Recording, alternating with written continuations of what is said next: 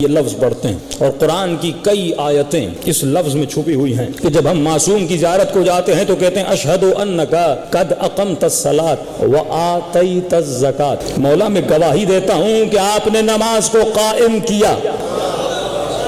یہ نہیں کہ نماز پڑھی، قرآن کی ایک بھی آیت نہیں ہے جہاں لفظ ہو اقرأ صلاۃ، نماز پڑھو، نہیں، اقیم الصلاۃ، نماز کو قائم کرو۔ ارے پڑھی تو نماز ابن سعد نے، حسین نے قائم کی۔ پڑھنے والے اور ہیں، قائم کرنے والے اور ہیں۔ قیام الصلاۃ، ایک ایسی نماز پڑھو تا قیامت دنیا حسین کی نماز کو یاد رکھے۔ ایسا سجدہ دو، ہر سجدہ دینے والا جب سجدہ دے تو حسین کے سجدے کے سامنے شرما جائے۔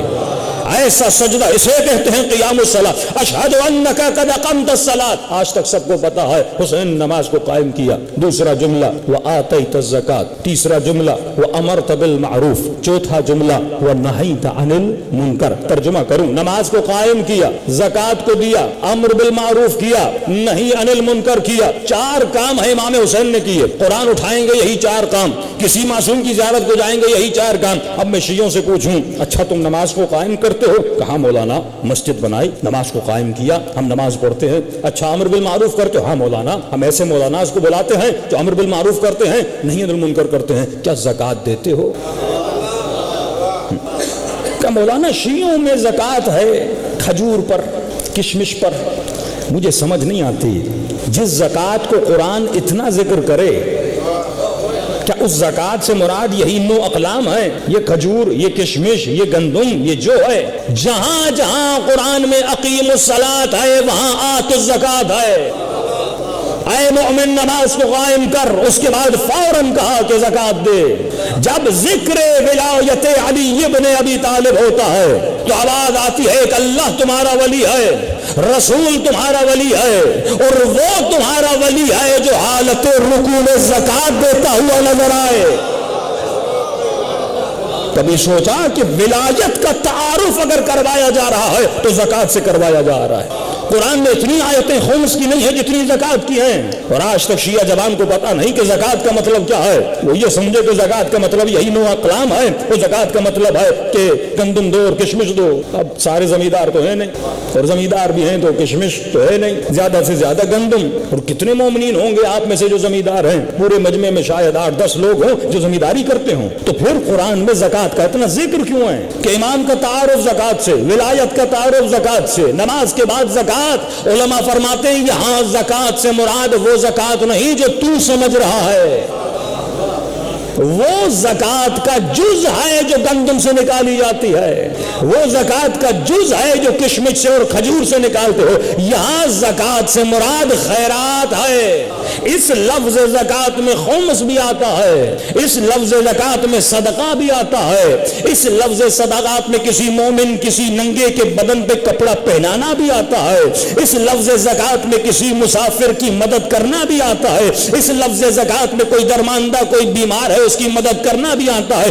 اگر تجھے زکوٰۃ کو سمجھنا ہے اور زکوٰۃ کو دیکھنا ہے تو یہ دیکھ علی رات کے اندھیروں میں بوریاں اٹھا کے غریبوں کی مدد کیسے کر رہے ہیں۔ یہ زکوٰۃ ہے کہ اقیم الصلاۃ، نماز کو قائم کر کے علی گھر جاتے تھے اور اسی رات کے اندھیرے میں بوریاں اٹھاتے تھے اور غریبوں کی مدد کرتے تھے، کہ ہر امام کے لیے ملتا ہے۔ جب غسل کر دیا جاتا تھا اور سوال کیا جاتا تھا مولا آپ کے بابا کی پیٹھ پر یہ کالے نشان کیسے ہیں؟ آواز آتی تھی غریبوں کے لیے جو بوریاں اٹھا کر جاتے ہیں یہ بوریوں کے نشان ہیں۔ چھٹے امام کے لیے ملتا ہے، ارے روزہ رکھا 3 دن کے روزے دار ہے لیکن غریب دروازے پہ دستک دیتا ہے، بھوکھا دروازے پہ دستک دیتا ہے۔ حسن نے بابا کے لیے کباب بنایا ہے، ارے 3 دن گزر گئے میرے بابا نے کچھ نہیں کھایا۔ امام فرماتے ہیں حسن جب تک کوئی بھوکھا ہے علی یہ کباب کھا نہیں سکتا، اگر کسی کے پیٹ میں لقمہ نہیں ہے تو علی اپنے پیٹ میں لقمہ ڈال نہیں سکتا۔ اس جذبے کا نام کیا ہے؟ اس جذبے کا نام ہے ایثار۔ جب اہل بیت کو پکارتے یا لزارات الحسین، کہاں ہے وہ جو ایثار کرنے والے ہیں؟ اور اگر تجھے ایثار کے جذبے کو चांद सूरज की तरह उभरता हुआ और चमकता हुआ देखना है तो जज्बे ईसार कहां पे नजर आता है? जब हुसैन की मजलिस में आते हो यहां ईसार का जज्बा नजर आता है। जब अरबाईन हुसैनी पे जाते हो दुनिया माल जमा करती है लेकिन अरबाईन पे मोमिन माल को लुटाने पे लगा रहता है। दुनिया में लोग माल को जमा करते हैं लेकिन वहां 5 साल की बच्ची खड़ी रहती है। अरे एक खजूर उठा ले, एक घूंट पानी का पी ले। ये उस बच्ची को जज्बा किसने दिया? ये जवान को जज्बा किसने दिया? जबरदस्ती अपने घरों में ले जाते हैं। अरे अपने मेले कपड़े जो हम धोकर आते हैं, अरे तू लेट जा मैं तुम्हारे पांवों को दबाता हूँ, अरे तू बैठ जा मैं फ्री में तुम्हारा चेकअप करता हूँ, अरे तो खड़ा हो जा अपनी गाड़ी में तुझे मकसद में पहुंचाता हूँ। अरे रोहड़ी में रोड पे खड़े हो जाओ, कोई गाड़ी पे चढ़ाने वाला नहीं होता। करबला में इसको क्या हो गया? ये मुझे उठाने के लिए तैयार है, ये सब कुछ देने के लिए तैयार है, क्योंकि जब तू करबला गया हुसैन ने तेरे वजूद में अपनी झलक डाल दी। वहां पे तू ऐसा नहीं जैसा यहां पर है, वहां पे तू ऐसा नहीं जैसा रोहड़ी में है। अरे यहां से कराची जाओ, कई लोग रास्ते पे खड़े रहते हैं, कौन किसके लिए गाड़ी रोकता है, लेकिन यही बंदा जब करबला जाता है उसका जज्बा बदल जाता है, इसका अखलाक बदल जाता है। नहीं पहले आप सोइए, नहीं पहले आप पानी पीजिए, नहीं पहले आप सवार होइए। अरे ये इतना नेक कैसे बन गया? क्योंकि जब करबला की फजाओं में जाता है, जब करबला की हवाओं में जाता है तो हुसैन से करबला की झलक दिखाना चाहते हैं। कहे मोमिन ये जो जज्बा ईसार तेरे वजूद में पैदा हुआ, यही जज्बा करबला में हुर के अंदर था, यही जज्बा करबला में अब्बास के अंदर था कि अब्बास पानी पर पहुंच चुके, चुल्लू में पानी को भर लिया लेकिन पानी पी नहीं रहे, क्योंकि ईसार का तकाजा है अगर भाई प्यासा है तो तुझे पानी नहीं पीना, अगर सकीना प्यासी है तो तुझे पानी नहीं पीना। यही ईसार का जज्बा यौम आशूर को बाज़ मोमिनीन अपनाते हैं कि मोमिन फाका रखता है। अरे रोजा रखना हराम है लेकिन कहता नहीं मौलाना मैं शाम तक भूखा रहूंगा।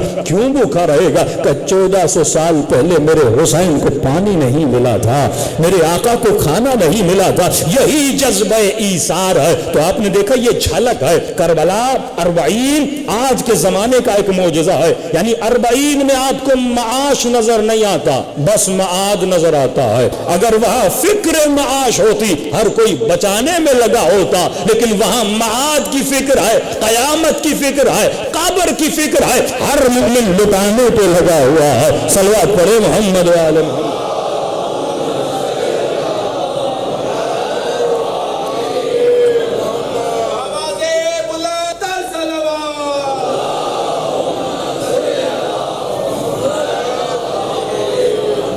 तो आपने देखा अगर दर्जे ईमान पे आना है तो अपने वजूद में माश को धीमा करना है और माद को बुलंद करना है, क्योंकि एक न एक दिन तुझे तो इस दुनिया से जाना ही जाना है। एक न एक दिन तुझे तो अपनी जान को देना है, और जान जिस रब्बुल अरबाब को दोगे वो आवाज देगा मैंने तो तुझे ऑफर दी थी कि मेरे साथ तिजारत कर, तू तो अपनी तिजारतों में लगा था, तू तो दुनिया वालों के साथ बिजनेस कर रहा था, ऐ काश अली की तरह अल्लाह के साथ बिजनेस करता।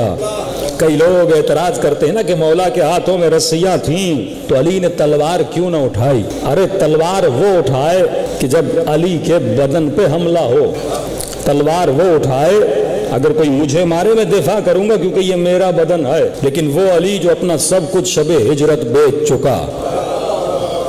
अब अगर कोई कुछ अली को कहे, ये अली को नहीं कह रहा, जिसने अली को अली से खरीदा है,